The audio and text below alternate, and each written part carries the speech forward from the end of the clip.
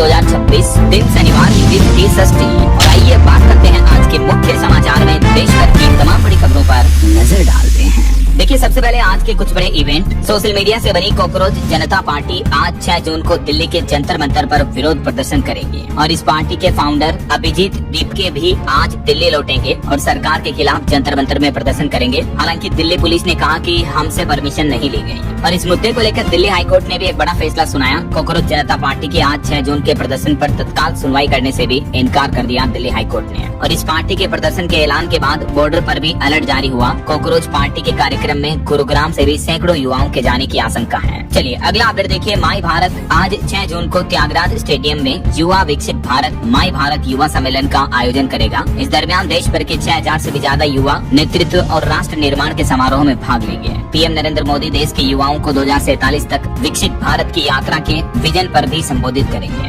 और खबर है, केंद्रीय मंत्री डॉक्टर जितेंद्र सिंह आज 6 जून को 2 दिवसीय लेवेंडर महोत्सव का उद्घाटन करेंगे जम्मू कश्मीर में। और भारतीय किसान यूनियन ने भी उत्तर प्रदेश में आज 6 जून को कई जिलों में कलेक्ट्रेट पर प्रदर्शन की चेतावनी दी है। किसानों की समस्याओं पर महापंचायत का आयोजन होगा। धरने को सफल बनाने की भी अपील की गई। और यूपी बोर्ड कंपार्टमेंट एग्जाम पर भी खबर आ रही कि आज 6 जून से 27 जून तक फॉर्म भरे जाएंगे। तो जो भी स्टूडेंट कंपार्टमेंट परीक्षा देना चाहते हैं वो आज से अप्लाई कर पाएंगे। वहीं मध्य प्रदेश का इंदौर बनेगा अंतर्राष्ट्रीय व्यापार मंच। आज 6 जून को होगा भारत लैटिन अमेरिका एवं कैरेबियन व्यापार एवं निवेश फोरम। और मौसम विभाग की भी बड़ी चेतावनी आ रही है। अगले 13 घंटों के अंदर देश के 17 राज्यों में भारी बारिश आंधी तूफान का अलर्ट रहेगा। 90 किलोमीटर प्रति घंटा की रफ्तार से तेज हवाएं चलेगी। देश में मानसून की एंट्री हो चुकी है और अभी आंधी बारिश का दौर जारी रहेगा अगले कुछ दिनों तक। तो आगे मैं आपको बताऊंगा और भी पूरे मौसम समाचार विस्तार से। फिलहाल आगे बढ़ते हैं खबरों में। देखिए दोस्तों, अगला अपडेट। देश के सर्वोच्च न्यायालय सुप्रीम कोर्ट ने एक बड़ा फैसला सुनाया कि न्यायिक फैसलों में अब AI यानी आर्टिफिशियल इंटेलिजेंस के इस्तेमाल पर पूर्ण पाबंदी रहेगी। यानी कोर्ट कचहरी के न्यायालय के फैसलों में chat GPT, cloud AI, Google Gemini इस तरह का टूल का इस्तेमाल नहीं कर सकेंगे।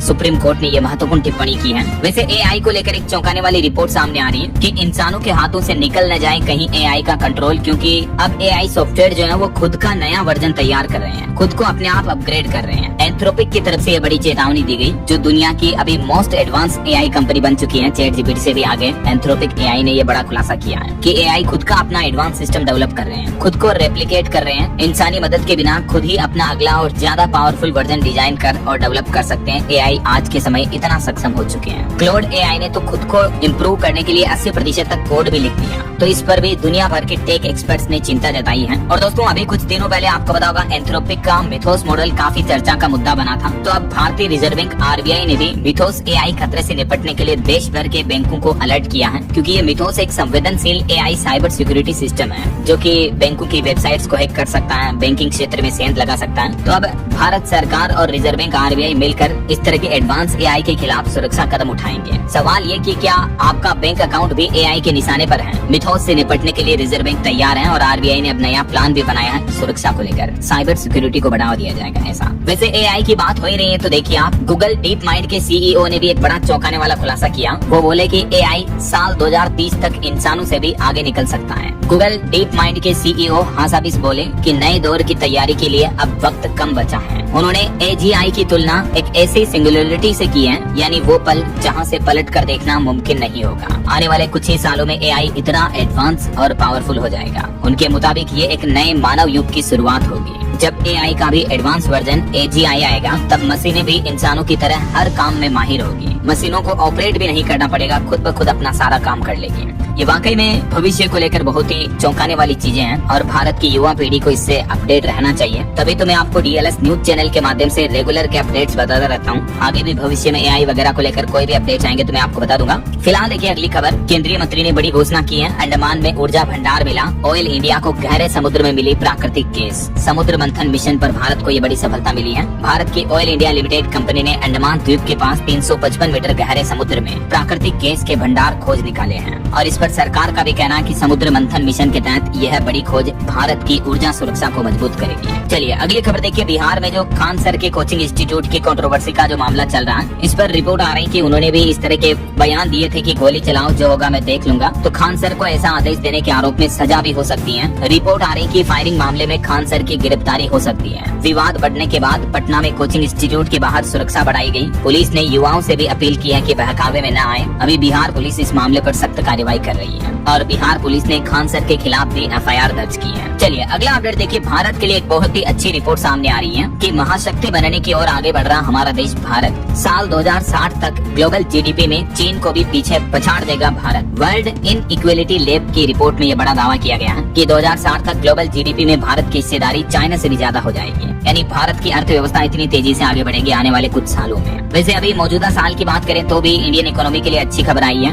GDP ग्रोथ में बढ़ोतरी देखने को मिली, जिससे उम्मीदें बेहतर हुई। देखिए लेटेस्ट डेटा, इस साल 7.7% की दर से बढ़ी हमारे देश की इकोनॉमी, जबकि पिछले साल 7.1% की दर से ही बढ़ी थी। हालांकि अगले आने वाले साल में 6.6% तक ही रह सकती है GDP ग्रोथ, क्योंकि अभी इस साल युद्ध वगैरह बहुत ज्यादा देखने को मिल रहे हैं, अमेरिका ईरान की जंग, रूस यूक्रेन इजराइल वगैरह, तो इस वजह से देश की इकोनॉमी की ग्रोथ रेट थोड़ी कम हो सकती है। सरकार और RBI ने लेटेस्ट अनुमान लगाया है, लेकिन पिछले साल के आंकड़ों में देखें तो देश की अर्थव्यवस्था की मजबूत तस्वीर नजर आई है, जो कि एक अच्छी बात है। 7.7% GDP ग्रोथ से भारत की अर्थव्यवस्था चमकी है। अभी तो और डेटा में जुड़ेंगे इलेक्ट्रिक व्हीकल और घरेलू नौकर वगैरह भी, तो इससे भी देश की इकोनॉमी को बूस्टअप मिलेगा। वैसे बीते दिन भारतीय रिजर्व बैंक RBI की जो MPC मीटिंग हुई, उसमें भी रिजर्व बैंक ने अनुमान लगाया कि इस साल हमारे देश में महंगाई बढ़ सकती है, और जो GDP ग्रोथ अनुमान का पहले आंकड़ा था 6.9%, उसको भी घटाकर रिजर्व बैंक ने 6.6% कर दिया है। हालांकि रेपो रेट में कोई बदलाव नहीं किया गया, इसीलिए बैंक लोन वगैरह महंगे नहीं होंगे। रिजर्व बैंक ने नए वित्त वर्ष की दूसरी MPC मीटिंग के फैसलों में रेपो रेट में कोई बदलाव नहीं किया, जो कि अभी 5.25% पर बरकरार है, उसे इसी पर रखा गया है। तो इससे बैंक लोन महंगे नहीं होंगे, आपके लोन की जो हर महीने की EMI किस्त वगैरह आती है वो नहीं बढ़ेगी। और रिजर्व बैंक के गवर्नर संजय मल्होत्रा ने ये भी भरोसा जताया कि देश की अर्थव्यवस्था अभी मजबूत है, हम आने वाली चुनौतियों को अवसर में बदलेंगे।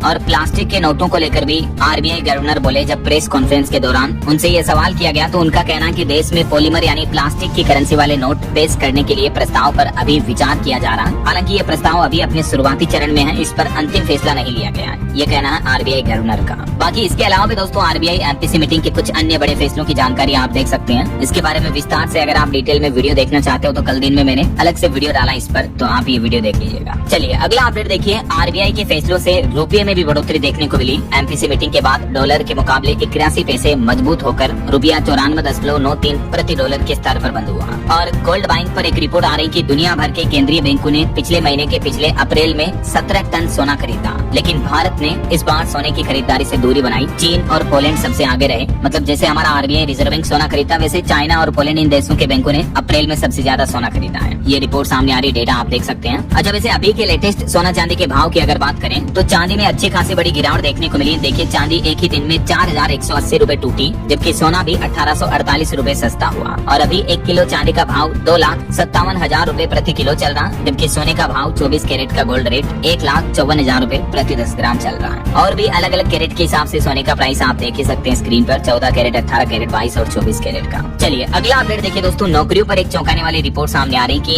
5 साल पहले की तुलना में अब फ्रेशर्स युवाओं के लिए पहली नौकरी पाना और भी ज्यादा मुश्किल हुआ है। Online job search portal Indeed की फ्रेशर हायरिंग रिपोर्ट में ये चौंकाने वाला खुलासा हुआ है। मतलब आजकल युवाओं को पहली नौकरी ज्यादा मुश्किल से मिलती है, जबकि 5 साल पहले आसानी से मिल जाती थी। वजह कंपटीशन बढ़ रहा है, जनसंख्या बढ़ रही है, टेक्नोलॉजी AI वगैरह बढ़ रहे हैं, तो इस वजह से नौकरियों पर तो खतरा दिख ही रहा है, राइट। चलिए अगला अपडेट देखिए, वर्ल्ड बैंक में एग्जीक्यूटिव डायरेक्टर बने इकोनॉमिस्ट नीलकंठ मिश्रा, 3 साल का इनका कार्यकाल होगा। ये परमेश्वरन अय्यर की जगह लेंगे। इस बार वर्ल्ड बैंक में भारत का ये नया एग्जीक्यूटिव डायरेक्टर के रूप में नियुक्त किया है, जो कि भारत के लिए गौरव की बात है। चलिए अगली बड़ी खबर देखिए, मणिपुर में SIR के विरोध में कुकी संगठन ने प्रदर्शन किया, 59,000 विस्थापित लोगों के छूटने पर चिंता जताई। वैसे मणिपुर में एक बार फिर से हिंसा देखने को मिली, हथियारबंद बदमाशों ने हमला किया, 3 लोगों की हत्या कर दी, 7 घर भी जला दिए। गोलीबारी शुरू होते ही जंगल में भागे लोग। कई महीने नहीं बल्कि अब तो कई साल होने में है, मणिपुर जल रहा है। हमारे भारत का राज्य, ये बड़ी चिंता की बात है। कुकी और मैतेई की हिंसा अभी भी रुकने का नाम नहीं ले रही है। 2023 से ये हिंसा शुरू हुई, जो अभी भी जारी है, 26 चल रहा है, देखिए आप। और बड़ी खबर देखिए, गुजरात में 226 करोड़ रुपए के संदिग्ध क्रिप्टो नेटवर्क का बड़ा पर्दाफाश हुआ। इस मामले में कई आरोपियों को गिरफ्तार भी किया गया है। गुजरात के गांधीनगर में यह क्रिप्टो करेंसी का घोटाला सामने आया। वहीं पश्चिम बंगाल की शुभेंदु सरकार ने एक महासंकल्प लिया, बंगाल में वाटर मेट्रो,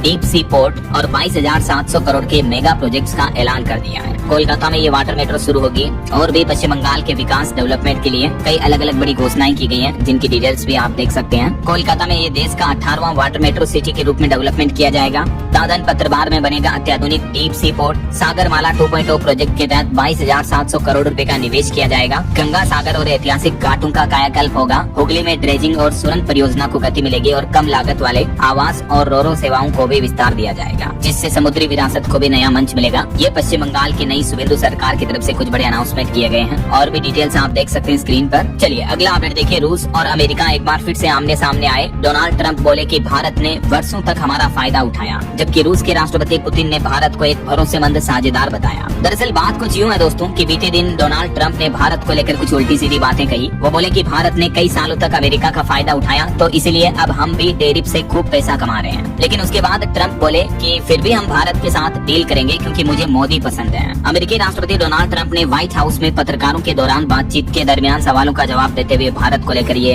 बड़ी ही कंट्रोवर्शियल बातें कही हैं। तो इस बयान के बाद रूस के राष्ट्रपति व्लादिमीर पुतिन और डोनाल्ड ट्रंप के बीच भी नोकझोंक देखने को मिली, जहां पुतिन ने एक तरफ भारत को अच्छा ट्रस्टेड साझेदार दोस्त बताया, तो दूसरी ओर ट्रंप बोले कि भारत अमेरिका को लूटता है। अच्छा, वैसे रूस से भारत को एक अच्छा ऑफर भी मिला। रूस के राष्ट्रपति व्लादिमीर पुतिन बोले कि हम सुखोई 57 लड़ाकू विमान कार्यक्रम पर एक साथ काम करने के लिए तैयार हैं। पुतिन ने भारत को सुखोई 57 का ऑफर किया। इस 5th जनरेशन फाइटर जेट की तकनीक भी हम भारत के साथ शेयर करेंगे, पुतिन बोले। और उन्होंने अमेरिका से भी कहा कि भारत पर जबरदस्ती दबाव डालना बेकार है। रूसी राष्ट्रपति व्लादिमीर पुतिन ने ये एक कार्यक्रम के दौरान भारत को लेकर अंतर्राष्ट्रीय मंच पर दोस्ताना प्रस्ताव दिया। चलिए इबोला वायरस पर अगली बड़ी खबर आ रही कि राजस्थान में भी इबोला वायरस के संदिग्ध मामले सामने आए। उसके बाद पैसेंजर्स को क्वारंटीन किया गया। 19 साल की युवती में भी मिले संक्रमण जैसे लक्षण, जो जयपुर घूमने आई थी विदेशी युवती, तो उसके बाद अभी उसको क्वारंटीन रखा गया है। वैसे मेडिकल साइंस पर एक अच्छी रिपोर्ट सामने आ रही। देखिए आप, कोरोना से लेकर इबोला तक कई घातक बीमारियों का एक ही रामबाण इलाज बनाया गया है। दुनिया की पहली AI सुपर वैक्सीन तैयार हुई है। जी हाँ, कैम्ब्रिज यूनिवर्सिटी के शोधकर्ताओं ने AI की मदद से एक नई वैक्सीन विकसित की है, जिसका मनुष्यों पर पहली बार परीक्षण किया गया। लेकिन वैज्ञानिकों ने इस वैक्सीन को लेकर ये बड़ा दावा किया कि ये वैक्सीन दुनिया की कई अलग अलग तरह की महामारियों में, वायरस बैक्टीरिया की बीमारियों में रामबाण इलाज की तरह कारगर साबित होगी। अभी तक 39 लोगों पर इसका परीक्षण भी कर लिया गया है। डिटेल्स आप देख सकते हैं। और अगर ये परीक्षण सफल रहा तो दोस्तों वाकई में मेडिकल साइंस में ये एक चमत्कार की तरह साबित होगा। देख रहे हो आजकल AI कितना एडवांस होता जा रहा। वैज्ञानिकों ने AI की मदद से ही यह नई वैक्सीन विकसित की है। अच्छा, वैसे मेडिकल साइंस की बात हो ही रही है दोस्तों, तो भारत को भी एक बड़ी उपलब्धि मिली। देखिए, कैंसर मरीजों के लिए बड़ी खुशखबरी है। हमारे देश के महाराष्ट्र पुणे के वैज्ञानिकों ने ढूंढ निकाला बिना साइड इफेक्ट का इलाज। पुणे के वैज्ञानिकों ने कैंसर के इलाज में ये बड़ी सफलता हासिल की है। उन्होंने एक लक्षित दवा वितरण प्रणाली विकसित की है, जो सीधे कैंसर कोशिकाओं पर हमला करती है और स्वस्थ कोशिकाओं को नुकसान पहुँचाए बिना कैंसर के दुष्प्रभावों को कम करती है। पुणे में ये स्टडी हुई। ये ट्यूमर पर भी असरकार है दवा। तो अभी इस पर थोड़ी और डिटेल रिसर्च चल रही है, लेकिन ये भारत के लिए एक बड़ी उपलब्धि है कैंसर के इलाज में। और टेक न्यूज से अगली खबर आ रही है कि मेटा कंपनी ने अपनी नई स्टडी में बड़ा दावा किया। कहा कि आजकल इंस्टाग्राम रील्स देखकर शॉपिंग कर रहे हैं भारतीय लोग। यानी शॉपिंग की खरीदारी के ऑनलाइन फैसलों में रील्स की बड़ी भूमिका है। मेटा और मार्केट रिसर्च फर्म IP की एक नई स्टडी में ये रिपोर्ट प्रकाशित की गई है कि इंस्टाग्राम रील्स के जरिए कंटेंट खोजे जा रहे हैं, नए ट्रेंड्स बन रहे हैं और लोग शॉपिंग जैसे फैसले तय कर रहे हैं। चलिए बड़ी खबर देखिए। अब हमारे देश में नदियों और पहाड़ों पर अवैध खनन करने वाले माफियाओं पर शिकंजा कसा जाएगा। AI और सैटेलाइट तकनीक से निगरानी होगी। यूपी सरकार ये नई पहल करने जा रही है। जो अवैध तरीके से नदियों से रेत निकालते हैं या पहाड़ों पर माइनिंग करते हैं, तो उन पर डायरेक्टली सैटेलाइट से नजर रखी जाएगी और ऐसे खनन माफियाओं पर सख्त कार्रवाई होगी। ऐसा खनन मंत्रालय ने ये प्लान भी बनाया है और यूपी में ये शुरू भी होने जा रहा है। चलिए कुछ पॉलिटिक्स के अपडेट देखिए। तमिलनाडु से अन्नामलाई ने भाजपा छोड़ दी है। उन्होंने कहा कि व्यक्ति केंद्रित राजनीति के खिलाफ हम आंदोलन शुरू करेंगे। और भाजपा छोड़ते ही अन्नामलाई ने अपनी खुद की नई पार्टी बना ली और अगला चुनाव लड़ने का भी ऐलान किया। वो बोले कि बीजेपी के साथ हमारे कुछ मतभेद थे, लेकिन आला कमान ने चुनाव तक रुकने को कहा था, तो वो चुनाव तक रुके थे। लेकिन अभी तमिलनाडु बीजेपी के जो पूर्व अध्यक्ष रहे अन्नामलाई, उन्होंने बीजेपी छोड़कर खुद की नई पार्टी बनाने का ऐलान कर दिया। वहीं इधर पश्चिम बंगाल की राजनीति से भी खबर आ रही है। TMC बोले कि ऋतव्रत बनर्जी को नेता विपक्ष बनाना अवैध है। स्पीकर के फैसले को हाईकोर्ट में चुनौती देंगे। अभिषेक बनर्जी पार्टी महासचिव बने रहेंगे। और प्रधानमंत्री नरेंद्र मोदी भी गुजरात दौरे पर पहुंचे। इस दरमियान उन्होंने अपने संबोधन में कहा कि जनता कांग्रेस से नाराज है, इसलिए कर्नाटक में मुख्यमंत्री बदला गया। जिन्होंने देश को दूसरों पर निर्भर रखा, वो आत्मनिर्भर भारत का मजाक उड़ा रहे हैं। वैसे कर्नाटक की राजनीति से भी बड़ी खबर आ रही है। 3 दिन पहले तो कर्नाटक में नई सरकार बनी, बोले तो नया मुख्यमंत्री बना और उसी नए CM शिव कुमार की कैबिनेट से एक मंत्री ने तो इस्तीफा भी दे दिया। मंत्री का कहना कि उन्हें पसंदीदा विभाग नहीं मिला, इस वजह से वो नाराज हुए। तो इस पर कर्नाटक के मुख्यमंत्री भी बोले कि चिंता की बात नहीं है, हम मामला सुलझा लेंगे। मंत्री रामलिंगम रंगा रेड्डी ने अपने पद से इस्तीफा दिया है। वहीं तमिलनाडु से पॉलिटिक्स से एक और खबर आ रही कि डीएम के 8 जून को होने वाली इंडिया गठबंधन की बैठक में शामिल नहीं होगी। उदयनिधि बोले कि कांग्रेस ने हमें धोखा दिया, 20 साल का गठबंधन तोड़कर पीवीके को समर्थन दिया। अब तो कांग्रेस में भी ये इंटरनल फूट देखने को मिल रही है इंडिया गठबंधन में। वहीं देखिए, कांग्रेस अध्यक्ष मल्लिकार्जुन खड़गे ने राज्यसभा के लिए नामांकन दाखिल किया। राहुल गांधी भी साथ मौजूद रहे इस दरमियान, और राहुल गांधी ने एक आरोप ये लगाया कि ग्रेट निकोबार प्रोजेक्ट का मकसद सुरक्षा नहीं बल्कि एक बिजनेसमैन को फायदा पहुंचाना है। 16 मिनट के एक वीडियो में डाइविंग करते हुए भी दिखे राहुल गांधी, और इस केंद्र सरकार के नए ग्रेट निकोबार आइलैंड प्रोजेक्ट पर उन्होंने कहा कि केंद्र सरकार झूठ बोल रही है। ये गंभीर आरोप भी लगाए। चलिए अगली खबर देखिए, महाराष्ट्र के नासिक में टीसीएस कंपनी में जो मुस्लिम धर्मांतरण वगैरह के मामले सामने आए थे, उसकी पीड़िता बोली अब कि हमें पाकिस्तानी मौलवियों के वीडियो दिखाए गए, कहा कि भजन सुनना और मंदिर जाना बंद करो, अल्लाह सारे गुनाह माफ कर देंगे। यानी ब्रेन वॉश किया गया उनका जबरदस्ती धर्मांतरण करवाने के लिए, हिंदू धर्म छोड़कर मुस्लिम धर्म अपनाने के लिए। चलिए अगला अपडेट देखिए, प्रधानमंत्री आवास योजना पर अच्छी खबर आ रही है कि पीएम आवास योजना के तहत देश में 1 करोड़ नए मकान बनाए जाएंगे और आवेदन वापस शुरू हो चुके हैं। केंद्र की नरेंद्र मोदी सरकार पीएम आवास योजना के दूसरे चरण 2.0 के तहत 1 करोड़ नए पक्के मकान बनाकर लोगों को देने की घोषणा की है। इस योजना के तहत देश भर में 1 करोड़ नए शहरी परिवारों को पक्का घर उपलब्ध करवाएगी केंद्र सरकार। ये देख सकते हैं हाउसिंग फॉर ऑल, जो कि पीएम आवास योजना का ऑफिशियल अकाउंट है, उस पर ट्वीट किया गया कि पीएम आवास योजना शहरी 2.0 के नए मकानों के लिए आवेदन शुरू हो चुके हैं। आज ही ऑनलाइन आवेदन करें और इस अवसर का लाभ उठाएं और अपने पक्के मकान का सपना पूरा करें। प्रधानमंत्री आवास योजना शहरी 2.0 के तहत ये ऑनलाइन एप्लीकेशन शुरू हो चुके हैं। कैसे आप आवेदन कर सकते हैं? तो सिंपली आपको इस ऑनलाइन पोर्टल पर जाना है और आप ऑनलाइन फॉर्म भर के अप्लाई कर सकते हैं। आवेदन करने के लिए कौन कौन से दस्तावेज डॉक्यूमेंट जरूरी होंगे, इस बारे में भी डिटेल आप देख सकते हैं स्क्रीन पर। और हमारे देश का कौन कौन व्यक्ति इस योजना का लाभ उठा सकता है, मतलब एलिजिबिलिटी क्राइटेरिया क्या है, योजना का लाभ लेने के लिए शर्त क्या है, वो भी चेक कर सकते हैं आप। स्क्रीन पर जानकारी देख लीजिएगा। और चलिए अगला अपडेट देखिए, एक रिपोर्ट आ रही है कि भारतीय रिजर्व बैंक आरबीआई के फैसलों के बाद 40 अरब डॉलर तक का कैपिटल इनफ्लो आ सकता है हमारे देश में। एसबीआई की तरफ से ये रिपोर्ट जारी की गई और केंद्र सरकार ने विदेशी निवेशकों को भी बड़ी राहत दी है। सरकारी प्रतिभूतियों में निवेश करने पर कैपिटल गेन्स टैक्स से छूट दी गई है। दरअसल हमारे देश में फॉरेन इन्वेस्टमेंट, विदेशी निवेश को बढ़ाने के लिए केंद्र सरकार ने ये बड़ा फैसला लिया है। इससे विदेशी निवेशकों को ज्यादा से ज्यादा लाभ मिलेगा, तो ज्यादा से ज्यादा डॉलर के जरिए भारत में इन्वेस्टमेंट करेंगे। ऐसा बहरहाल अभी तो अपन कुछ और महत्वपूर्ण और काम की खबरें देखेंगे दोस्तों, लेकिन फिलहाल वक्त हो चला है आज के ताजा मौसम समाचार जानने का। और हाँ, एक छोटी सी रिक्वेस्ट आपसे ये है कि अगर आप DLS न्यूज चैनल से अभी तक भी जुड़े नहीं हो तो जुड़ जाइए, चैनल को सब्सक्राइब करके बेल आइकन जरूर दबा देना और इस वीडियो पर एक लाइक और शेयर भी कर देना, ताकि आपको रोजाना की ताजा खबरें, महत्वपूर्ण मुख्य समाचार, काम के न्यूज अपडेट सबसे पहले आपके मोबाइल पर मिलते रहेंगे। आप खुद चैनल पर जाकर विजिट करना दोस्तों। डेली डेट वाइज मैं आपको सुबह मॉर्निंग में 4:30-5 बजे के लगभग वीडियो डाल देता हूँ, जिसमें आपको रोजाना की ताजा बड़ी खबरें, सरकार की तरफ से कोई नई योजना शुरू होती है, कोई नई घोषणा की जाती है, कोई नई सरकारी स्कीम आती है, तो सबसे पहले अपडेट आपको इसी चैनल DLS न्यूज के माध्यम से मिल जाता है, डेली तारीख वाइज। तभी तो मैं आपको कहता रहता हूँ रोजाना की यार जुड़े नहीं हो तो जुड़ जाओ, चैनल को सब्सक्राइब करके बेल आइकन वगैरह दबा देना, ठीक है। खैर अपनी ही बातें ढेर सारी करेंगे कभी बाद में, फिलहाल सीधा आगे बढ़ते मौसम अपडेट में। तो देखिए, मध्य प्रदेश, उत्तर प्रदेश समेत देश के 19 राज्यों में आंधी बारिश, भारी तूफान का अलर्ट जारी किया मौसम विभाग ने। बीती देर रात भी कई राज्यों में तेज आंधी के साथ बारिश देखने को मिली। राजस्थान में ओले भी गिरे, कई जगहों पर सड़कों पर पेड़ गिर गए, गाड़ियां दब गई। वैसे तो मध्यम बारिश समेत देश के टोटल 27 राज्यों में बारिश का अलर्ट है, मतलब लगभग पूरे भारत में बारिश की चेतावनी है। कुछ अलग अलग राज्यों की मौसमी स्थितियां देखिए आप। मध्य प्रदेश में आंधी बारिश से लुढ़का पारा, पचमढ़ी में ठंडा रहा, श्योपुर 32 डिग्री रहा तापमान। भोपाल में भी तेज आंधी के साथ कई इलाकों में बारिश देखने को मिली। राजस्थान में भी उदयपुर समेत 4 जिलों में बरसात देखने को मिली और कई जगहों पर स्कूल की छतें टपकने लगी। अलग अलग हादसों में 4 लोगों की मौतें भी हो गई। आज भी राजस्थान में आधे से ज्यादा जिलों में बारिश की चेतावनी है, इधर पूर्वी और दक्षिणी हिस्सों में। कल 7 जून को भी पूर्वी राजस्थान में बारिश का अलर्ट रहेगा। वहीं उत्तर प्रदेश के भी 38 शहरों में आंधी तूफान की चेतावनी। राजधानी लखनऊ समेत 7 जिलों में बारिश देखने को मिल रही है। आज 70 जिलों में बरसात का अलर्ट है। ये यूपी के मानचित्र में आप देख सकते हैं, 70 जिलों में बारिश होगी, 38 में आंधी तूफान का भी अलर्ट है। बिहार के भी 12 जिलों में बारिश का येलो अलर्ट जारी हुआ। 26 जिलों में हीट वेव की चेतावनी, 42 डिग्री तक जा सकता है पारा और 15 जून तक बिहार में मानसून की एंट्री होगी। हरियाणा के 16 जिलों में आंधी बारिश का अलर्ट है। 40 से 50 किलोमीटर प्रति घंटा की रफ्तार से तेज हवाएं भी चलेगी। एक जगह बड़ी दुर्घटना हो गई, फरीदाबाद में अंदर से मशीन गिरने से 3 लोगों की मौत हो गई। वहीं पहाड़ी राज्यों की बात करें तो उत्तराखंड के देहरादून समेत 8 जिलों में बारिश देखने को मिली। उत्तरकाशी में लैंडस्लाइड की घटना हुई, 6 शहरों में मौसम खराब चल रहा है। और हिमाचल प्रदेश में भी दिन भर मौसम खराब रहा, कई जिलों में हल्का हिमपात भी देखने को मिला। 11 जून तक हिमाचल में बारिश के आसार बने रहेंगे और कई जगहों पर बर्फबारी भी हो रही, तो बर्फ देखने पहुंचे टूरिस्ट। देख सकते हैं आप ये बर्फबारी की तस्वीरें भी। अभी मानसून केरल असम राज्य में पहुंच चुका है और अन्य राज्यों में मानसून का इंतजार अभी बाकी है। छत्तीसगढ़ में भी 3 दिन तक आंधी तूफान बारिश के आसार रहेंगे।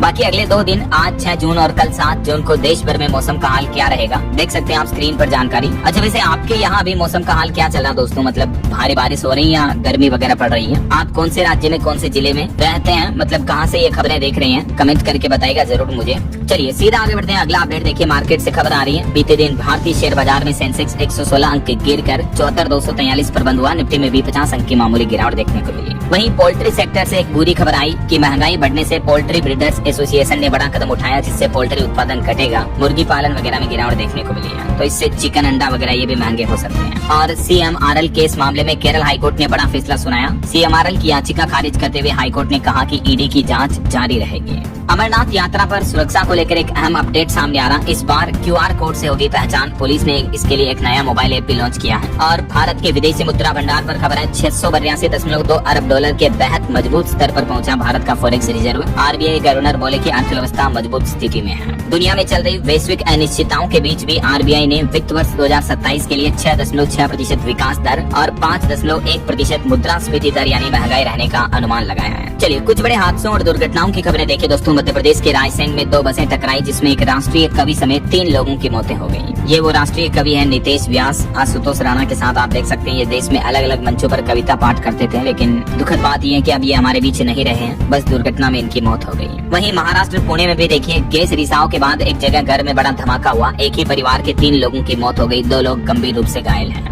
और एक और बड़ी अग्निकांड की घटना देखने को मिली। यूपी नोएडा में 6ठी मंजिल तक ही पहुंचा दमकल का पानी। आग 12वें फ्लोर पर लगी थी। लोग बोले कि फायर ब्रिगेड है या होली का फव्वारा। नोएडा के सेक्टर 75 में एक सोसाइटी की 12वीं फ्लोर की बिल्डिंग पर आग लग गई। और एक बड़ी दुखद खबर तो ये देखिए आप, सहारा रेगिस्तान में कई लोगों से भरा एक ट्रक फंस गया। और रेगिस्तान है तो गर्मी इतनी है कि प्यास से 49 लोगों की मौत हो गई। नाइजर के सहारा रेगिस्तान की यह बड़ी घटना सामने आ रही है। पानी नहीं मिलने और प्यास की वजह से 49 लोगों की मौत हो गई। BBC की एक रिपोर्ट में ये चौंकाने वाला खुलासा सामने आ रहा है कि वे एक ट्रक में यात्रा कर रहे थे और उनका ट्रक रास्ते में खराब हो गया। यात्रियों ने कई दिनों तक इसे ठीक करने की कोशिश की, लेकिन वे कामयाब नहीं हो पाए। और शहर नाइजर सीमा से उनका ट्रक तकरीबन 300 किलोमीटर अंदर रेगिस्तान में था, जहां मोबाइल नेटवर्क वगैरह भी नहीं थे, तो किसी की सहायता भी नहीं ले पाए वो। और रेगिस्तान में ऐसी जगह फंस गए जहाँ तापमान बहुत ज्यादा होता है, पानी और जरूरी सामान मिलना मुश्किल होता है। तो इस वजह से इनका पानी खत्म हो गया और प्यास में इनकी मौत हो गई। ये बड़ी दुखद घटना है दोस्तों, जो हमें एहसास कराती है कि हमें जिंदगी में पानी बचाना चाहिए। पानी कितना इम्पोर्टेंट है, एक एक बूंद पानी की कीमत क्या होती है, इस बात का अंदाजा इस तरह की घटनाओं को देखकर एहसास होता है, राइट। चलिए ईरान अमेरिका युद्ध से जुड़े कुछ बड़े अपडेट देखिए दोस्तों। अमेरिकी राष्ट्रपति डोनाल्ड ट्रंप बोले कि ईरान के सुप्रीम लीडर से मिलकर गर्व होगा। अगर डील हुई तो मुलाकात संभव हो सकती है। और ट्रंप ने कहा कि ईरान से यूरेनियम लेने के लिए हम सेना भेजने वाले थे, लेकिन इसमें जोखिम है। बात कुछ यूँ है कि अमेरिका से एक चौंकाने वाली रिपोर्ट सामने आ रही है कि जो अब ईरान के नए सुप्रीम लीडर है मुज्तबा खामेनी, उनके साथ मुलाकात करने के लिए अमेरिकी राष्ट्रपति डोनाल्ड ट्रंप तैयार हो गए हैं। और यहाँ तक कि उन्होंने ये भी कहा कि मैं उनसे मिलकर सम्मानित महसूस करूंगा। और मुझ मुद्दे पर भी उन्होंने बात कही कि अगर ईरान के साथ डील हो जाती है, ईरान परमाणु हथियार नहीं रखता, तो जल्दी होर्मुज को भी खोल दिया जाएगा। लेकिन ईरान के परमाणु जखीरे पर एक चौंकाने वाली रिपोर्ट तो ये सामने आ रही कि ईरान के पास 10 न्यूक्लियर बम बनाने जितना यूरेनियम है, लेकिन बावजूद उसके ईरान के परमाणु ठिकानों तक नहीं पहुँच पा रही है UN एजेंसी भी है। और इस मुद्दे पर गंभीर चिंता भी जताई है। वहीं युद्ध के हालातों पर एक और बड़ी खबर देखिए। गाजा में फिर से भीषण हवाई हमले हुए, जिसमें महिलाओं, बच्चों समेत 10 लोगों की मौत हो गई। सीजफायर के बीच भी हिंसा जारी है। इजराइल और लेबनान, गाजा वगैरह इन सब जगहों पर युद्ध का माहौल चल रहा अभी भी। और जो अभी 2 दिन पहले कुवैत एयरपोर्ट पर हमले की घटना हुई थी, उस हमले के आरोपों से भी ईरान ने इनकार कर दिया और कहा कि पेट्रियट मिसाइल सिस्टम की खराबी की वजह से यह नुकसान हुआ। वहीं रूस के राष्ट्रपति व्लादिमीर पुतिन ने जेलेंस्की के प्रस्ताव को ठुकरा दिया। मिलने का प्रस्ताव दिया था उन्होंने, लेकिन पुतिन बोले कि ऐसी व्यक्तिगत मुलाकात का इस वक्त कोई मतलब नहीं है। और पश्चिम एशिया के हालातों पर भी पुतिन बरसे। SPIEF के मंच से वो बोले कि ब्रिक्स अब G7 देशों से आगे निकल चुका है। और वैश्विक दबाव में भारत के ठोस रवैये पर भी उन्होंने बात कही है। वहीं अमेरिकी सीनेट में ड्रामे के बाद पास हुआ 70 अरब डॉलर का इमिग्रेशन बिल। ट्रंप के सेटलमेंट फंड पर नहीं लगी रोक। और बड़ी खबर आ रही कि पाकिस्तान के कब्जे वाले गिलगित बाल्टिस्तान में चुनाव से भारत नाराज है। कहा कि इससे अवैध कब्जा वैध नहीं होगा। 7 जून को यहाँ 24 सीटों पर वोटिंग होनी है, तो इस पर भारत के विदेश मंत्रालय ने बयान जारी करके विरोध जताया। और खबर देखिए, नॉर्थ कोरिया के जो तानाशाह हैं किम जोंग, उन्होंने अपनी नई परमाणु फैक्ट्री दिखाई, हथियारों का जखीरा बढ़ाने का ऐलान किया। तो इससे US यानी अमेरिका और दक्षिण कोरिया की चिंता भी बढ़ी है। वहीं भारत नेपाल सीमा को लेकर मालेन शाह ने बड़ा फैसला लिया। बॉर्डर पर भंसार टैक्स का नियम बदल दिया, जिससे आम लोगों को राहत मिलेगी। अब बॉर्डर से सामान ले जाने की सीमा 100 रुपए से बढ़ाकर 500 नेपाली रुपए तक कर दी है। यह निर्णय छोटे व्यापारियों और आम लोगों को राहत देगा, ये कहना है नेपाल की नई बालियन सरकार का। और दोस्तों एक बड़ी चौंकाने वाली ग्लोबल रिपोर्ट देखिए, दूषित भोजन बना वैश्विक संकट। हर साल 86 करोड़ से भी ज्यादा लोग दूषित खाना खाने से बीमार होते हैं और 15 लाख तक मौतें होती हैं दूषित भोजन से। बच्चों पर यह खतरा सबसे ज्यादा होता है। खुद WHO यानी विश्व स्वास्थ्य संगठन वर्ल्ड हेल्थ ऑर्गेनाइजेशन की तरफ से यह रिपोर्ट जारी की गई है। चलिए इंटरनेशनल न्यूज अपडेट के बाद आगे बढ़ते खबरों में देखिए आप, बिहार की राजनीति में सम्राट सरकार ने लालू और राबड़ी की Z+ सुरक्षा खत्म कर दी। तेज प्रताप को मिलेगा अब एक बॉडीगार्ड। बंगाल विवाद के बीच ये सिक्योरिटी घटाई गई है। वहीं खबर आ रही कि 24 घंटे निगरानी ने टाला बड़ा खतरा। CBSE पोर्टल पर कोऑर्डिनेट साइबर अटैक फेल हुआ, जांच में जुटी पुलिस। और उदय की तरफ से आधार कार्ड का भी नया मोबाइल ऐप लाया जा रहा। एम आधार अब रिटायर हो जाएगा, मतलब पुराना होगा। नए आधार ऐप पर आपको कई सारी एक्स्ट्रा फीचर सुविधाएं भी मिलेगी। उदय का कहना है कि आप प्ले स्टोर वगैरह ऐप स्टोर पर जाकर आधार का नया ऐप डाउनलोड कर सकते हैं। वहीं खबर है जमीन का नक्शा अब सीधे आपके घर पहुंचेगा। बिहार में होगी नक्शों की होम डिलीवरी। इसके लिए आप ऑनलाइन आवेदन भी कर सकते हैं। बिहार सरकार ने जमीन के नक्शों को लेकर ये ऑनलाइन पोर्टल भी शुरू किया है। और बिहार में स्टार्टअप इकोसिस्टम को भी बूस्ट मिलेगा। उद्योग विभाग ने रेजोर पे के साथ एक हाथ मिलाया है। सरकार और कंपनी के बीच ये बड़ी साझेदारी हुई है। वहीं बिहार में मजूरुआ जमीन की खरीद बिक्री पर रोक रहेगी। सरकार ने सख्त एक्शन लिया, जिससे गलत जमाबंदी भी रद्द होगी। और बिहार में औद्योगिक विकास को नई गति मिली। सभी 38 जिलों में फूड 11 मेगा पार्क बनाए जाएंगे। पटना और मुजफ्फरपुर के बीच रैपिड रेल सेवा भी शुरू की जाएगी। मुख्यमंत्री सम्राट चौधरी की तरफ से ये बड़ी घोषणा की गई है। बिहार के CM बोले कि 50,000 एकड़ का लैंड बैंक और 11 मेगा फूड पार्क बनेंगे। सम्राट चौधरी ने इस बारे में निर्देश भी जारी कर दिया है। चलिए अगली खबर देखिए, उत्तर प्रदेश के काशी में दुनिया का सबसे ऊंचा शिवलिंग स्थापित होगा। 20 एकड़ में ये शिवलिंग पार्क बनेगा, म्यूजियम और यहाँ वर्ल्ड क्लास सुविधाएं भी होगी। इसका एक वीडियो भी सामने आ रहा, देख सकते हैं आप। इस तरह से ये 3D मॉडल का वीडियो है। निर्माण होगा ये काशी में। वही खबर है यूपी नोएडा में भी सिटी बस सेवाएं शुरू होगी। 15 जून से 100 इलेक्ट्रिक बसें उतारने की तैयारी में है सरकार। इलेक्ट्रिक चार्जिंग स्टेशन भी तैयार होंगे। नोएडा प्राधिकरण की तरफ से खुद ये घोषणा की गई है। और हिमाचल प्रदेश के मुख्यमंत्री सुखविंदर सिंह सुक्खू बोले कि कर्मचारियों को जल्द मिलेगा एरियर। 500 वन रक्षकों के पद भी बहाल होंगे। बॉलीवुड से खबर आ रही है, आमिर खान ने अपनी तीसरी शादी की खबर को कंफर्म किया। 5 जुलाई को अब वो अपनी गर्लफ्रेंड गौरी से शादी करेंगे। और स्पेस साइंस से बड़ी खबर देखिए, इंटरनेशनल स्पेस स्टेशन में हवा का रिसाव पाया गया। नासा ने एस्ट्रोनॉट्स को स्पेस क्राफ्ट में छिपने को कहा। इमरजेंसी में वापस लाने की भी तैयारी की जा रही है। ISS इंटरनेशनल स्पेस स्टेशन पर ये खराबी देखने को मिली है। और आपकी हेल्थ को लेकर एक रिपोर्ट देखिए कि हर ठंडी मिठास आइसक्रीम नहीं होती है। FSSAI के कड़े नियम लागू होने जा रहे आइसक्रीम को लेकर भारत में 31,000 करोड़ के पार पहुंचा फ्रोजन डेजर्ट का बाजार। अक्सर गर्मियों में इस बाजार में भारी बढ़ोतरी देखने को मिलती है। तो अब फूड सेफ्टी स्टैंडर्ड अथॉरिटी की तरफ से भी इस बारे में कुछ नई गाइडलाइंस जारी की है। 14 अंकों का लाइसेंस नंबर वगैरह अनिवार्य होगा। और एक रिपोर्ट सामने आ रही है कि US के अरबों डॉलर के स्टार्टअप्स में भारतीयों का दबदबा देखने को मिल रहा है। 96 यूनिकॉर्न कंपनियों के संस्थापक भारत से हैं। NFAP की ये रिपोर्ट सामने आ रही है। मतलब देख रहे हो, अंदाजा लगा सकते हो कि आप भारत में कितना टैलेंट है जो बाहर जाकर दूसरे देशों में बड़ी बड़ी कंपनियां बना रहे हैं यार। वही देखिए हरियाणा की सड़कों पर होगा बड़ा बदलाव। अब 12 फुट नहीं बल्कि 18 फुट चौड़ी होगी हरियाणा की सभी लिंक्ड रोड। 2027 तक मुख्यमंत्री नायब सिंह सैनी ने डेडलाइन तय किया, तब तक इन सड़कों का चौड़ीकरण का कार्य पूरा होगा। और जासूसी मामले में यूट्यूबर ज्योति मल्होत्रा को सुप्रीम कोर्ट से बड़ा झटका लगा। उनकी जमानत याचिका खारिज कर दी गई। और खबर है गुजरात सूरत के बाद दमन की यात्रा पर पहुंचे प्रधानमंत्री नरेंद्र मोदी। यहाँ हजारों करोड़ रुपए की नई विकास परियोजनाओं की सौगात भी दी है। दमन में कुल 2970 करोड़ रुपए के विकास कार्यों की शुरुआत की है PM मोदी ने। और खबर देखिए दोस्तों, बिहार सरकार की बड़ी योजना, आवास बोर्ड की खाली जमीन पर बनेंगे फ्लैट, जिससे लोगों को सस्ते में अपना घर मिल पाएगा। वहीं एक चौंकाने वाली रिसर्च सामने आ रही कि वायु प्रदूषण से गर्भस्थ शिशु भी खतरे में है। दिल्ली एम्स के वैज्ञानिकों ने शोधकर्ताओं ने बड़ा खुलासा किया है कि जो गर्भवती माताएं बहनें प्रदूषित इलाकों में रहती हैं, उनके बच्चों में कम वजन होता है। समय से पहले जन्म का जोखिम भी बढ़ जाता है। और यूपी इलाहाबाद हाईकोर्ट का बड़ा फैसला देखिए, IPC की धारा 406 और 420 एक साथ लागू नहीं हो सकती है किसी भी आपराधिक मामले में। वहीं खबर है उत्तर प्रदेश में PAC में तैयार होगा ICCC। एक ही डिजिटल नेटवर्क में जुड़ेंगी सभी वाहिनियां। मुख्यमंत्री योगी आदित्यनाथ ने यह बड़ा निर्देश दिया है। और उत्तराखंड में नए सत्र से बढ़ेगी 200 MBBS की सीटें। मेडिकल के छात्रों को बड़ा फायदा मिलेगा इससे। अगले नए शैक्षणिक सत्र से ये सीटों की संख्या बढ़ाई जाएगी। और पोल्यूशन पर एक बड़ी खबर आ रही कि दिल्ली NCR में प्रदूषण कम करने के लिए पुराने वाहन हटाने की तैयारी कर रही है सरकार, जिससे ट्रांसपोर्टरों और बस ऑपरेटरों की चिंता भी बढ़ी है। केंद्र सरकार खुद ये प्लान कर रही है। वहीं देखिए MP उज्जैन महाकाल मंदिर के त्रिनेत्र की देश में धमक देखने को मिली। AI आधारित निगरानी प्रणाली को मिलेगा E-गवर्नेंस अवार्ड। और यूपी में अब बहुमंजिला इमारतों और होटलों में फायर सेफ्टी की जांच होगी। मुख्यमंत्री योगी आदित्यनाथ ने सख्त निर्देश दिए। अभी हाल ही में जो दिल्ली के मालवीय नगर में अग्निकांड की घटना हुई होटल में आग लगने की, उसके बाद CM योगी ने यूपी के भी सभी होटलों की जांच के आदेश जारी किए हैं। और खबर है पश्चिम बंगाल, त्रिपुरा और बिहार को लेकर गृह मंत्री अमित शाह ने बड़ा ऐलान किया। कहा कि बॉर्डर वाले इलाकों के राज्यों में घुसपैठियों पर नकेल कसने का पूरा प्लान बना लिया गया है। जो भी अवैध बांग्लादेशी वगैरह घुसपैठी किसी भी देश के रह रहे हैं भारत में, तो उन्हें सख्त कार्रवाई की जाएगी और देश निकाला दिया जाएगा। और डायबिटीज पर बड़ी चौंकाने वाली खबर देखिए, झारखंड में 2% से बढ़कर 3% हुए हैं मधुमेह के मरीज। हाई बीपी के मरीजों की संख्या भी बढ़कर दोगुनी हुई है। झारखंड में नेशनल फैमिली हेल्थ सर्वे की रिपोर्ट सामने आ रही है। और दिल्ली अग्निकांड की घटना से सबक लेकर अब जम्मू संभाग के भी सभी 10 जिलों में होटलों का सुरक्षा ऑडिट होगा। डिवकॉम की तरफ से सख्त निर्देश दिए गए। वहीं देखिए, अमरनाथ यात्रा से पहले सुरक्षा चाक चौबंद है। 67,000 जवान इस बार सुरक्षा में तैनात रहेंगे। वैष्णो देवी समेत घटना में भी हाई अलर्ट जारी हुआ। और पश्चिम बंगाल में पेंशन भोगियों को बकाये डीए का भुगतान शुरू हुआ। मृत कर्मचारियों के उत्तराधिकारियों को भी लाभ मिलेगा। बंगाल के शुभेंदु अधिकारी सरकार ने ये घोषणा करते हुए कहा कि महंगाई भत्ता देना शुरू कर दिया गया है। और पश्चिम बंगाल को समुद्री हब बनाने के लिए भी 19,209 करोड़ रुपए की परियोजनाओं की शुरुआत की जाएगी। सर्बानंद सोनोवाल ने शुभेंदु अधिकारी से चर्चा भी की है। चलिए अगली खबर देखिए दोस्तों, उत्तर प्रदेश में घर बैठे ऑनलाइन बनेगा रेंट एग्रीमेंट। निबंधन विभाग ने शुरू की नई डिजिटल स्टाम्पिंग और ई KYC की नई व्यवस्था भी। इसके लिए आप डिपार्टमेंट के ऑनलाइन पोर्टल पर जाकर के रेंट एग्रीमेंट बना सकते हैं ऑनलाइन ही। और यूपी के कुछ और अपडेट देखिए आप। उत्तर प्रदेश में बेसिक और माध्यमिक शिक्षकों के केसलेस इलाज कार्ड का डिजाइन तैयार हुआ। ऑनलाइन आवेदन का प्रोफॉर्मा भी जारी हुआ। इस बारे में ज्यादा डिटेल्स आप इस पोर्टल पर चेक कर सकते हैं। वहीं यूपी लखनऊ मेट्रो की माई दीदी सर्विस लॉन्च हुई। व्हाट्सएप से भी बुकिंग कर पाएंगे। 13 जून तक बिल्कुल मुफ्त सफर की सुविधा मिलेगी। और यूपी पावर कॉर्पोरेशन पर 7.18 लाख रुपए का जुर्माना लगा। उत्तर प्रदेश विद्युत नियामक आयोग बेहद गंभीर हुआ और ये नियम का उल्लंघन के चलते जुर्माना लगाया गया। उत्तर प्रदेश की राजधानी लखनऊ में रक्षा मंत्री राजनाथ सिंह ने बड़ा बयान दिया। वो बोले कि संकल्प निश्चित रूप से पूरा होगा, भारत का हिस्सा बनेगा POK।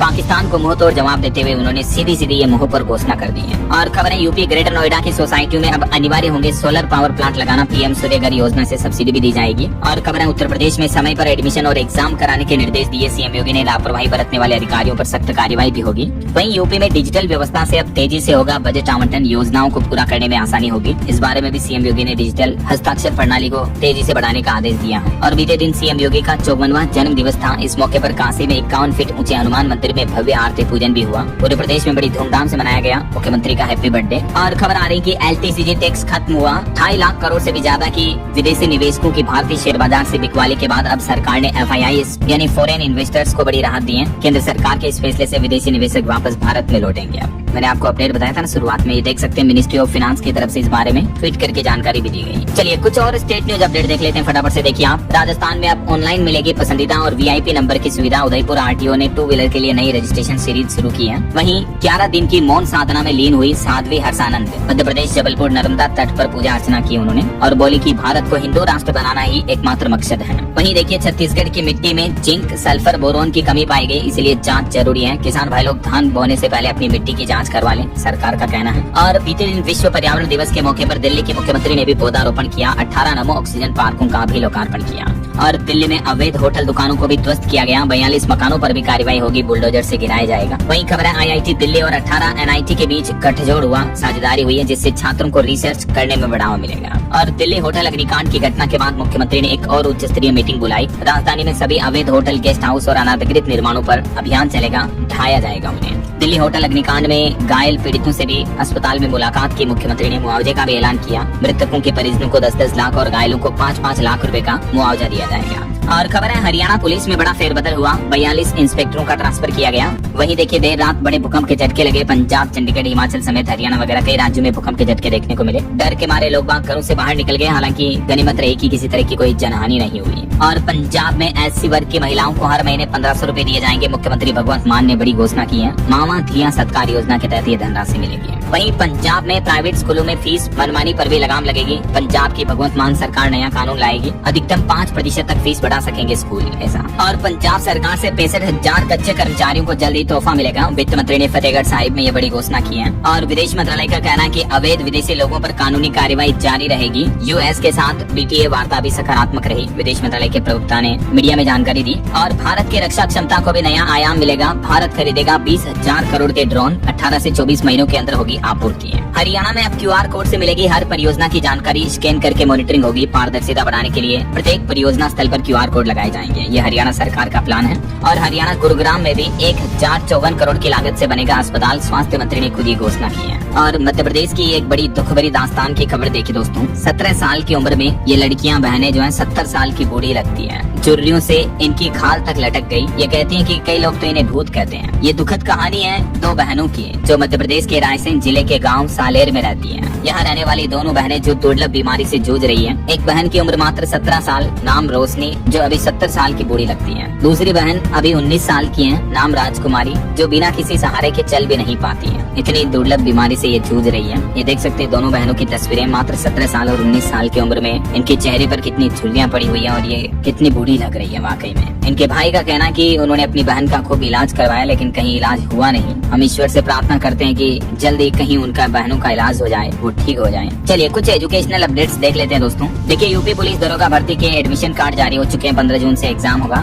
दस्तावेज सत्यापन और फिजिकल परीक्षण एग्जाम होगा 75 जिलों में। और एसएससी स्टेनोग्राफर की रिक्तियां यानी पदों की संख्या 731 से बढ़ाकर 1170 कर दी गई है। अब स्टेनोग्राफर के ग्रेड सी और डी के टोटल 1170 पदों पर होगी भर्ती। ऐसा वहीं दिल्ली में आंगनबाड़ी में निकली विभिन्न पदों पर वैकेंसी भर्तियां। 12वीं से लेकर 8वीं पास तक के लिए मौका आवेदन कर सकते हैं आप। और हिमाचल में कल 7 जून को टीईटी एग्जाम होगा। वहीं बिहार के विश्वविद्यालयों में अब पीएचडी प्रवेश परीक्षाएं रद्द होगी, बल्कि डायरेक्टली नेट और जेआरएफ के स्कोर के आधार पर पीएचडी में एडमिशन मिलेगा। ओके, और चलिए अंत में आज के राशिफल पर नजर डाल लेते हैं। देखिए मकर राशि वालों को नई जिम्मेदारी मिल सकती है और कुंभ राशि वालों के इनकम के नए सोर्स बनेंगे। और भी कुछ अलग अलग राशियों का राशिफल आप देख सकते हैं स्क्रीन पर। और हाँ दोस्तों, आप मुझे कमेंट करके बताइए कि भारत के किस राज्य में प्रसिद्ध हॉर्निबल महोत्सव मनाया जाता है। एबीसीडी 4 ऑप्शन देख सकते हैं आप। कमेंट करके बताइए मुझे। सही जवाब देने वाले लोगों को रेंडमली सेलेक्ट होने पर एक शानदार सरप्राइज गिफ्ट जीतने का मौका मिलेगा। और इसी के साथ ही अगर आपको वीडियो अच्छा लगा तो इसे लाइक करना, शेयर भी करना, तो सब्सक्राइब करके बेल आइकन जरूर दबा देना। रोजाना ऐसी इन्फॉर्मेटिव जानकारियाँ, महत्वपूर्ण समाचार देखते रहने के लिए। ओके, ख्याल रखिएगा अपने आप का, अपने परिवार का। मिलेंगे अगले नेक्स्ट अपडेट में। तब तक के लिए जय हिंद, जय भारत, वंदे मातरम।